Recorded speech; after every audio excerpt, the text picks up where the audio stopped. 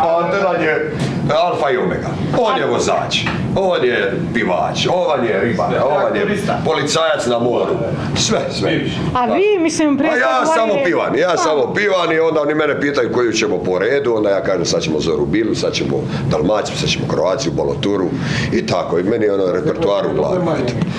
Kako je bilo danas?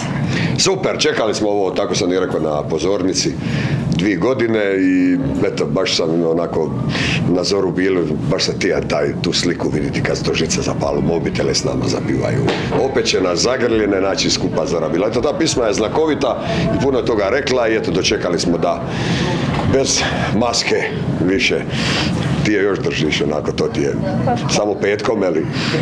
Da, baš ono za... Dobro.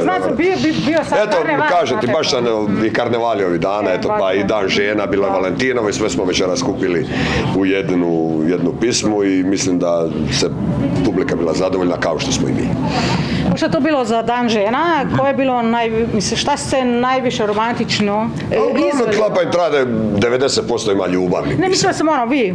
A mi što smo, dobro, dan žena je nama za 2-3 dana, tako ja sam obavio moje za Valentinovo, pa smo sad bili u Švicarskoj, tamo smo kupili najbolje švicarske čokolade, koje su, kad je pojedete, ima kalorija 3-4 dana, tako da, od Valentinova do dana žena, nešto napraviš, nešto dobro, ali treba biti cijelu godinu dobar, cijelu godinu zaljubljen, cijelu godinu vjeran i tako, to ide. Jedno čekate da se Slovenci vrate i na hrvatsku obalu? Pa da, bili su i lani, ja im zahvaljujem svaki puta i lipo je vidjeti, oni sve znadu naše pisme, mi znamo njihove i običaje, oni naše i tako, mi smo veliki prijatelji sa Slovencima. Klapa i Trade piva već 35 godina, od tih 35 godina mi 30 godina konstantno idemo u Sloveniju i uvijek nam je tu lipo i najlipše. Hvala vam na tome.